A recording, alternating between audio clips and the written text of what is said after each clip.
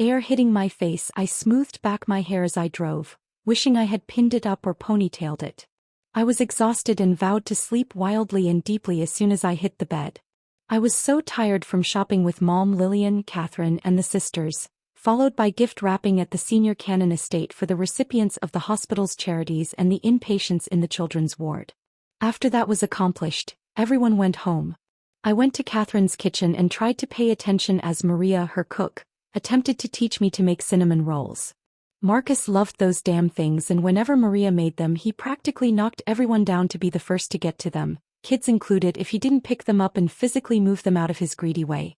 Each time I'd roll my eyes, especially the time he picked up 2-year-old RJ, Evelyn's son, and moved that baby behind him. Poor RJ was the first in line in the kitchen for that sweet.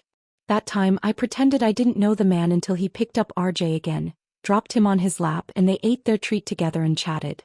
It's not like he didn't know how to make them himself and did several times a month. He would always declare, "There's just something about Maria's." Truth be told, I couldn't tell a difference between hers and his. After all, she taught him how to make them step by step. Now I felt it was my turn. Ms. Mariah, no. Tienes que meter exactamente. No adiviner. I smirked at Maria. No guessing? Right. How on earth did she think I was guessing with a measuring cup in my hand, flour overfilling it? She snatched the cup and leveled it with a knife, while shaking her head and mumbling that I had too much measured out and would end up making cinnamon clay, not rolls. Sometimes she forgot I understood Spanish. Or maybe she didn't. I gave up when she yelled at me about cold butter going warm or something. More like she gave up on me. I was sent, rather ordered, to the study with my mother-in-law, and smiled as I silently watched her play with Tristan, my youngest baby. He was cooing and smiling at her with something smeared on his lips. I wondered why he was still awake, but then again Catherine Cannon had tricks to keep the kids awake while they were in her presence. This time it was food and my money was on candy. Tristan was sucking on something that made him happily drool more than usual. I went into my purse for baby wipes. "Mother, what are you feeding him now?" "Nothing, darling," she startled, taking her hand away from Tristan's mouth. "I didn't hear you enter." "We were, just, I was watching TV with him." "Where on earth did Lila go?" "I wanted her to show me how that goggle thing works on my phone." "Damn TV wasn't even on." "Google," I corrected, shaking my head. "Nice try, Mother. You know Lila and the other boys are out with Marcus and Matthew." "Fine," she sighed. I gave Stanny a little chocolate. "I need to talk to Mick. He is so much slicker with this and never gets caught until the end." My mother-in-law's words made me giggle. I dropped next to her and cleaned my son's happy little face. "You do need to work on this, Mother. And by the way, since it's already after 7 and you just gave a 1-year-old sugar, he's staying with you tonight." Her tongue popped. "Like I care. I'll stay up all night with him and so will Steven. We enjoy all our grandchildren hopped up on sugar or not. Now you scoot and get some rest, darling. I'll see you in the morning." I loved on my baby for a few minutes and passed him back to his giggly grandmother. I kissed her cheek and promised her I'd be back with the rest of my family for breakfast, followed by the opening of the presents from the grandparents, as we do every year. Christmas at Catherine's, Thanksgiving at Mom's, Easter at Lillian's. Each event was fun, loving, and anticipated. I smiled as I turned into our drive, remembering Tristan's chocolate-covered face, and giggled. Next, I imagined Marcus' expression while he opened my gift to him this year. I'm quite proud I thought of it, and I hoped he would be excited to receive it. I was sure he had no clue what was in the box but would love it. I was still smiling as I parked and entered our kitchen, and was delighted to see that the popcorn I ordered from a Chicagoland favorite had arrived. Then I washed my hands, opened the box, and looked around for my family to see if anyone wanted to have some of my treat. Marcus and the kids went out to do some last-minute shopping and decided to hang out with Matthew and his sons while Madison anchored the late-night broadcast. I soon realized that they still weren't home. I decided to wait for my family in the den where our main tree stood and dropped onto the couch. I nibbled on some of the cheese and caramel popcorn while I watched the news, followed by It's a Wonderful Life, until the noise of my family entering the room distracted me. I kissed them all and received 6 wonderful kisses in return. "Mommy, may I wake Stanny?" Lila asked, placing wrapped gifts under the tree. "I can't wait to see him play with the new toy I found for him." "He's not here, Angel," I answered, our only daughter. "Tristan stayed with Graham tonight." "Why, baby?" Marcus smirked. Did he fall asleep there and mother refused to allow you to bring him home? I giggled. That had happened several times before and not only with my children. No, she gave him chocolate after 7 so I said he could stay there and she could deal with his sugar rush and crash. Marcus laughed. Good. She deserves whatever he gives her. Why are you just getting home? I asked, checking my watch. It's past 11, Marcus. Dad and Uncle Toad were wrestling, Mommy, Alex informed with a mouthful of my popcorn. Chewing his fistful, Donnie finished with, Uncle Toad said Dad was too old to beat anyone at wrestling anymore, so Dad said he had to prove his ass wrong. Marcus, I scolded. What, baby? Marcus laughed. You know how Toad is, I had to shut him up. And, are you saying you see nothing wrong with your son using the word, ass? My husband's mouth twitched. He definitely heard Donnie. Did he say that? You know he did, Marcus. Do something about him using that language. With a stern expression, my husband turned to our oldest child and commanded, Donald Harvey Cannon, shower and bed. Now. I smirked. What's that going to do? It's 11 at night on Christmas Eve. But Dad, Donnie whined. It's almost time to open one gift. You used language that only adults should and you have to be punished, so last time shower then bed. Now. Aw man, not fair, Donnie muttered as he left the room. It so was, Alex and Lila declared together in a laugh. At midnight, our remaining 4 children opened one gift of their choice and sleepily trudged off to bed with them. Marcus and I followed and got them cleaned up and safely into bed. I showered. After I pulled on a gown, I attempted to pass out in our bed and was almost there when I heard, Baby. Marcus, I groaned. Let me sleep and I promise you can do whatever you want to me when I open my eyes in the morning, okay? Deal, but before you go to sleep, what's in that big box with my name on it? Marcus. Seriously, baby, what is it? You are worse than our kids. I am when it's Christmas and I see a big box with my name on it, Marcus laughed. Come on, baby. Tell me what it is or I won't get any sleep and neither will you. Yes, I will, or you'll suffer lots of pain if you don't let me rest, Cannon. I couldn't believe he laughed again. What kind of pain will I be in? Call me curious, but I just have to know. The kind that'll require my need to execute. Now shut up and go to sleep. Is it a notebook? I released a slow exhale. He already owned 2 computers. One for work and another for personal use. It's too late and that box is too big for season tickets unless you're trying to send me off. Maybe it's for another sport or team. My eyes popped open and I rolled them. Can't be cuff links or a watch. I glared at him. Poker chips. That's it. You got me that complete game set in platinum I showed you online. That would have been a good idea too, but no, that's not what's in that box.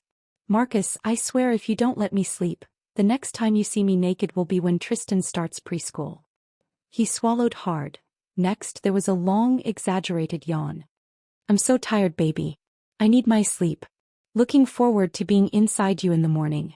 I'm sure I'll dream of what'll be called for first and I can't wait to implement it. Whatever, Cannon, I murmured after he rapidly kissed my cheek. I turned to my side. As usual, his leg landed over mine and he moved close.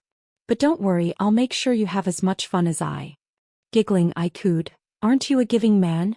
What did I do to deserve such generosity? At my ear he answered with, 'Tis the season. Feel you in the morning. Laughing, Marcus kissed my neck. I smiled and fell to sleep moments later. When I woke, the bed felt empty. I looked behind me and frowned when I saw that Marcus was gone. Odd considering I offered him a free rein on sex if he let me sleep. I stretched and spotted a note on my table. Good morning, baby. Emergency at the hospital. I didn't want to wake you and risk not seeing your body for 2 years. Definitely wrong to make that threat. Oh, I will collect on your debt after we get the kids to bed tonight, so don't exert yourself. Still want to bend you over and have my wicked way with you, among other things. Many will happen later. Can't wait. I'll meet you at Mother's. I'm dropping the kids there on my way to the hospital since they were awake and claiming to be dying from starvation. Where do they get their voracious appetites? Enjoy your quiet. Love you, baby. Always. Marcus. I smiled at his note and shook my head. From you, I giggled. They all had that Cannon appetite, and since I had never been a shy eater, they were doubly doomed. I was truly blessed to find that man, and I treasured every day we had together. I can't believe I almost let him get away. Stupid me. It'll never happen again. I hopped out of bed and went to my closet, looking for the dress Marcus liked to see me wearing. It's purple of course and still fits perfectly. I first wore it on my birthday over 10 years ago, and as many times as I've tried to toss it out I could never follow through. I've gotten it in the trash and actually walked away, but I ran back an hour later and retrieved it. Just in time too. Our housekeeper was about to take it to the street. Once I gave it to charity but ended up paying double the asking price to get it back. My husband loved me in that dress and I loved the way he showed it. Wearing it will guarantee we won't be at his mother's long. Especially if I cross my legs at the right moment or two. Thinking that, I giggled and pulled out the dress and matching shoes. I needed to get the kids' clothes together for dinner, and once that's packed up I could go back to the senior Cannon estate. I changed into blue leggings and an oversized sky blue cable knit sweater, deciding to wear that until it was time to dress for dinner. I grabbed Lila's new red dress and black shoes, and the pants and shirts I bought for the boys. As I left Alex's room I stepped on something and nearly swore up a storm. I immediately looked at what I stepped on. Damn toy cars. They never put them away. I believed it was one of Alex's. He'd been into the racer cars while Donnie preferred muscle cars with no designs or markings. I tossed their clothes on a table in the hall, picked up the cars and put them in the box where the others were stored. Next I put away his sneakers, and before I knew it I had half the room cleaned. I just finished changing the sheets on Donnie's bed and collected the dirty linens when I heard someone shout out my Christian name. I frowned. No one but Marcus called me Mariah, and that was definitely not his voice. But since they were inside my home they had the code, so I immediately knew I was safe and loved whomever was calling out to me. Mariah. Where are you, sweetheart? Came the demand on the intercom. Ah, sweetheart. That's Matthew.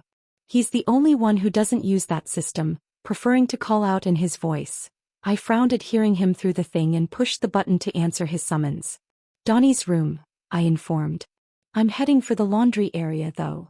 I crossed the hall and opened the door on the other side of the linen closet. I dropped everything into an empty bin and started sorting the clothes, thinking, I'd better get out of here before I have every child's room cleaned and miss all the holiday celebrations. There you are, Madison sighed. Why are you doing laundry on Christmas? I'm not. I'm just sorting the dirty stuff I nabbed from Alex and Donnie's rooms in there. You're the only billionaire I know who still does their own laundry, Madison said softly. I'm not a billionaire, I corrected, washing my hands. Marcus is. Besides, I grew up doing it myself and I don't see why I have to stop just because I married a man with money who insists I don't need to work outside of our home, unless it's with or for charity. You don't, Poopsie. Do whatever makes you happy. I froze from drying my hands. He called me Poopsie. Something wasn't right. I relaxed a little when I didn't hear Rockford. Still, I turned toward the door. Matthew and Madison were standing there solemnly. Their eyes were red, swollen, and Matthew's nose was almost burgundy. My heart jumped and I took a step back, trying to reclaim my normal heart rate and breathing pattern. Mariah. I shook my head. My mind screamed, whatever they had to say, I don't want to hear it. Whatever this was, please just do not say. Rockford, Matthew croaked. I inhaled long and deep. Madison entered the room and pulled me into the hall.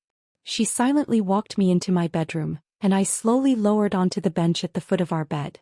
She sat next to me and I couldn't say a word as I waited. What was this? Matthew moved in front of me. Mariah. My children, I squeaked. Is something wrong with one of them? No, Madison soothed. She gripped my hand in both of hers. They're at Mother's with ours. All of our siblings are there too. Donnie, Alex, Angel, Mark, Bert, and Stanny are all fine. Phew. Okay, good. I grinned. So there was a Rockford call. I frowned. Why did you Rockford me, Matthew? I got a call, he whispered, squatting. It was from one of the men on Marcus' detail. He said, Marcus. I'm so sorry, Mariah. Matthew sobbed, tears falling fast down his face. Like he was suddenly made of lead, he dropped to his knees and his right hand covered his face. This man was in turmoil. Madison's brother Tony and his wife, a red-eyed Kristen, rushed into the room and tried to console my brother-in-law. I frowned at the sight of Matthew, broken and wailing, and I knew in that moment. Christ, this was not going to be good. What's happened? Gripping Madison's hand. Where is my husband? Poopsie. Marcus was in an accident. she whispered, tears sheeting her beautiful face. A speeding ambulance going out on a call hit him head-on. Looks like the brakes failed on the thing and Marcus had already removed his seatbelt. I hate that I have to tell you that he's... Poopsie, Marcus is gone. My whole body shook as I stared at my best friend. Correction, my former best friend. Liar, I screamed at her. He is not gone. How can you say that to me? That is beyond. So damn cruel, Madison. I cannot believe you would try this, and after all you went through with Adam. And it's Christmas, for Christ's sake. Take it back. Take it back right now or leave my life forever. Mariah, I swear this is a club I never wanted to be in with you, but... I abruptly stood and glared at the woman I called my sister and pointed. No, you listen, Madison Yvonne Cannon. You are just... Beyonce. Telling a person that her husband is... And on Christmas morning... You couldn't save your nonsense for April Fool's Day. Madison stood and attempted to pull me into her arms, but I fought her embrace. No. Damn it, no. He is not gone. Get out of my way. I have to meet my husband at Catherine's. He should be done with his emergency any minute now and will expect me to be there waiting for him. Move. Madison stared at me, shaking her head. Calmed again, Matthew walked over and took my hand. Tony and Kristen stood to the side, watching. Matthew, I called, my voice hoarse. Tell your wife this isn't funny at all. Make her take that back, then you tell me where's my husband. He's still at the hospital, right? He's taking care of one of his children and is going to get to me soon. Tell me that, Matthew. Tell me Madison is being unbelievably cruel, and my husband breathes just as I do. He is at the hospital, but... Matthew sniffed and shook his head as his eyes welled. I'm so sorry, Cookie. My brother has died. I shook my head at him. Why the hell did they think this crap was funny? No. After all, no. He and I can't end like that and so fast. Show me a body. Show me his body. Show me, fool. I won't believe it until I see for myself. Tears fell and I rapidly wiped them away. Matthew nodded and squeezed my hand. All right, Cookie. Let's get your shoes and a coat. I'll get you in to see him right now. I relaxed and rolled my eyes at Madison. I'll show her. No way was my husband dead. I put on loafers and snatched a coat from the closet. After Matthew took my hand and led me out of the room. Can you do this again? Tony asked softly on Matthew's other side. Have to, Matthew answered, looking straight ahead. And no. Don't go far. I may. I know, brother, Tony murmured. I'm here, I got you. They were rocking my last nerve. We arrived at the hospital and went straight to the morgue. The morgue. We passed weeping hospital personnel, all attempting to hold it together. A female doctor looked my way and burst into tears. She ran to a room and slammed the door, but not before I spotted several others in there, weeping and hugging one another. What the hell was their problem? Matthew's grip on my hand tightened. I shook my head and kept walking. They were playing this sick joke to the hilt. They were going to shout kidding, or something similar any second now, and I'd have to severely hurt every liar in the vicinity. They were in the right place for it and would need a ton of treatment whenever I was finished with them. A red-eyed Rob, his lips trembling, grabbed my other hand, and I gasped when he roughly pulled me into his arms and wailed in my ear. I frowned, wondering what was wrong with him. Rob. His wails grew louder and he held me tighter. Rob, calm down, I urged. Tell me what's wrong, honey. Marcus, he wailed. Gone. I can't believe he's... It feels so surreal, Mariah. You're his best friend, Robert. I pushed out of his arms and scowled at him. Damn it all. You're in on this too? What is wrong with you people? Everyone there watched me in stunned silence. I did not need this ridiculousness today. Let's get this over with, Matthew. I have to get to my kids and tell them how rotten 3 of their uncles and 2 of their aunts are today. Matthew took a deep breath and opened the door with morgue stenciled on it. I entered behind him and breathed deeply. Was there no end to their treachery? I rolled my eyes, frowned, looked away, and completely tuned out when Matthew spoke to a man in black scrubs. Someone gripped my elbow. I was escorted to a room and situated in front of a large window with a curtain on the other side of it. After a minute pause, the curtain opened. There was clearly a body on a gurney under a gray sheet. Feet were sticking out and a white tag was hanging off the right foot's big toe. The sheet was pulled back and my husband, my beautiful husband, laid there, immobile, his eyes closed. I gasped and quickly became angry. He was in on it too, huh? My nose flared and I stormed into the room, ignoring the warnings that I wasn't allowed in there. I glared at that man lying there completely still with nothing but anger piercing me. Marcus, this is not funny. Get up, damn it. He didn't move. Kicked, frozen.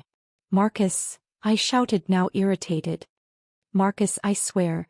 You better open your eyes and tell me this was the worst joke known to man and walk out of here with me now. So he did not move. Frowning, I studied his face. Cuts and bruises were everywhere on it. There was a gash on his neck like it was slit at the carotid. My hand shakily reached out and landed on his chest, over his heart. He was cold, I noted. And I felt nothing moving under my hand. There was no motion anywhere. His heart was still. Marcus, I whispered. Marcus, no. Wait, this. No. No. Mrs. Cannon, someone called, gripping my arm. I yanked away and gripped the side of the gurney. Not feeling close enough, I lowered the rail and held my husband. Wake up, Marcus. I'll tell you what's in that box, I promise. Just open your eyes and look at me and I'll tell you what's in that box, boo. Please, Marcus, please, I screamed. He didn't move. I inhaled when my mind accepted what that meant in my new reality. My husband no longer existed. I was now a widow. Everything in me broke and I believed it would never mend. Marcus. No, I screamed, holding him. Why? Please God, no. Give him back to me. What did I do? I'll fix it. Pale, please give him back to me, please. Give me my husband back. I'm pried from my husband's body with resistance. Someone gripped me from behind and held me tightly to them as they wheeled my wonderful husband's body out of the room. Let me go. I need to be with him, I screamed, struggling to free myself, but their grip was too tight. Let me go to my husband. Now. Mariah, you can't, sweetheart. They're getting ready to release him to the funeral home. Funeral home? Marcus in a casket? I gasped hard and long. My love was gone. No. I wanted to stop the crippling pain that was shooting through my entire body. My heart, my soul left me on Christmas and I had no idea. I didn't feel his life ending and felt cheated. I started to shake at the thought of spending the rest of my life breathing without him, of him not seeing our beautiful children grow and become adults, graduate college and choose their careers, of him not being able to walk his daughter down the aisle on her wedding day, of not witnessing our sons marry, or any grandchildren born. And we'd never sit on the grass and play with them together. Feeling that and already missing those memories in him, I screamed at the top of my lungs, calling my husband's name as my legs gave way. Someone shook me and called my name. I flailed, trying to free myself to get to my husband, and arms tightened around me again, only this time they were gripping me from my side and shouting my name. My eyes opened and gasping, I looked over to the person holding me. I wailed and gripped him, my mind still holding the image of Marcus lying still on that gurney. It's all over now, baby. Calm down. It's okay, I promise. I held my husband tighter while crying against his body.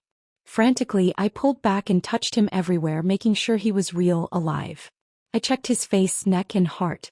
It was beating, but still I pinched him. Ow. What was that for, baby? No, that's wrong. You have to pinch me. Quick. Pinch me, boo. Now. With pleasure, Marcus snapped. With a frown and pinched my arm. Ouch, I yelped, rubbing my arm. I gripped him again. Dream. That's all it was, just a nightmare. You're here and you're fine. You're here. My husband held me tighter and murmured, I'm here, baby. I'm right here. I nodded and a tear fell. Needing realness and to feel far better than what I did kissing him, I attacked my husband. Finally, despite the pinch, all was now feeling like reality. My husband opened his beautiful eyes and stared at me as he breathed raggedly. Relieved, I started to move off him. I needed to hold him and study his face while thanking God I still had him. Marcus, having a different plan and need, started another round. Once our breathing stabilized, my nightmare invaded my brain. I started to cry again, not being able to help it. I felt that pain again, and thoughts of a life without the man I truly adored flooded my brain. Don't, baby, Marcus soothed, pulling me into his arms. I'm here, it wasn't real. You died, Marcus, I wailed, gripping him. And it felt real. You were in the morgue. And Matthew. Oh God, Matthew. Tony, Kristen, Rob. Madison. All wrecked like me. were silent outside of my sobs, but he still held me. I finally calmed. That picture of his dead body re-entered my thoughts and I started to shake. Marcus sighed and let out a loud snort. Hold on. Where the hell was Joshua, Tom, Ethan, Nathan, Tim, Greg, Ira, Melvin, and Russell? I sniffed and frowned at him. What? He gave me tissues. You mentioned Matthew, Madison, Tony, Kristen, and Rob. Where were the others? I blinked at Marcus. I don't know, they weren't there. Did Matthew, Madison, Tony, Kristen, or Rob mention them at all? Well, Madison said that our siblings were with our kids at your parents' home, but that's it. Marcus scoffed and shook his head. Those monsters. I'm dead, my wife is devastated, and they're nowhere to be found. Wait until I see those idiots later. I'm wearing my big boots. They're all going to feel a lot of pain for not being available for my baby. Not even Amy and Tim. I stared at him in disbelief. He had to be kidding. Oh. And that Evelyn. Where the hell was she? My own sister, damn it. Not to mention Mandy, Monica, Lisa, Elka, Amy, Danny, and all the parents. So not cool. I should align them like bowling pins, use my car as the ball, and knock those jackasses down in one shot. I blinked. Was he really? What exactly was Matthew and those others doing while I was dead, baby? They were all distraught, Matthew the most. He broke down and his eyes and nose were completely red and swollen. Marcus grinned. He's such a good brother, that one. And he loves me. All right, him and his wife are safe. So are Rob, Tony, and Kristen. But the others not so much. Especially that Joshua and his sister. Running them down is not good enough. Slow and painful, I'm thinking now. Ooh, poison in their stuffing at dinner this afternoon. Maybe cyanide in their wine. They all like red, so. Yeah, that's good. I'll get back at them all. They will all pay.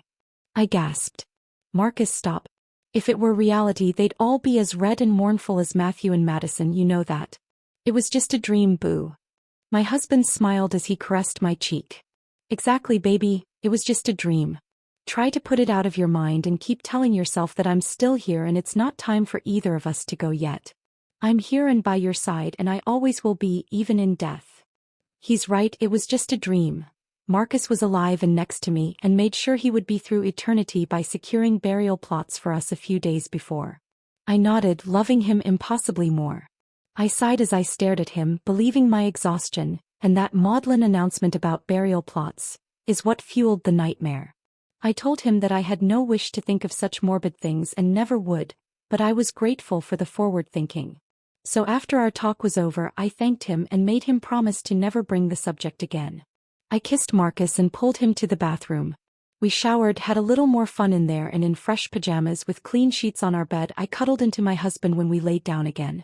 Marcus, what if one of us dies tomorrow? I thought this subject was never to be discussed, baby. I did say that, I whispered. But after tonight, never again. I'm just wondering what you would like me to do if you go before me. What happens when one of us dies? We bide our time and wait for the other to join us, Mariah.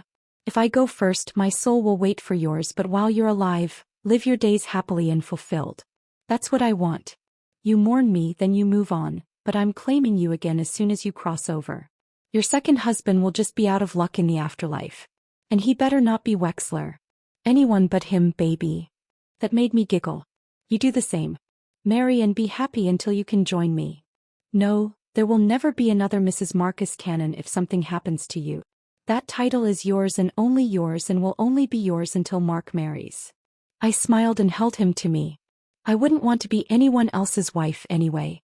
Mariah Cannon is who I'll die as, no matter which of us goes first. I'll take a lover or two though. Definitely teaching him that blowing thing and the wrestling moves.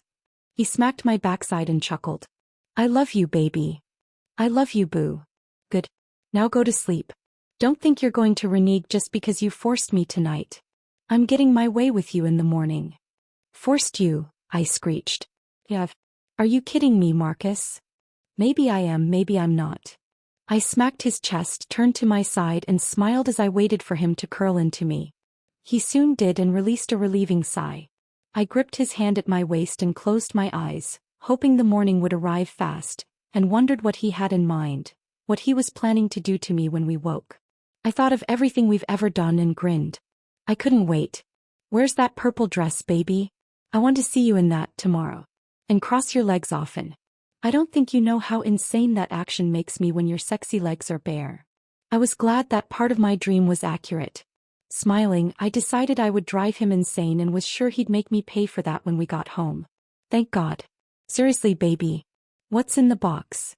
I giggled and shook my head. Just go open it, boo. I had never seen my husband run so fast from the bedroom.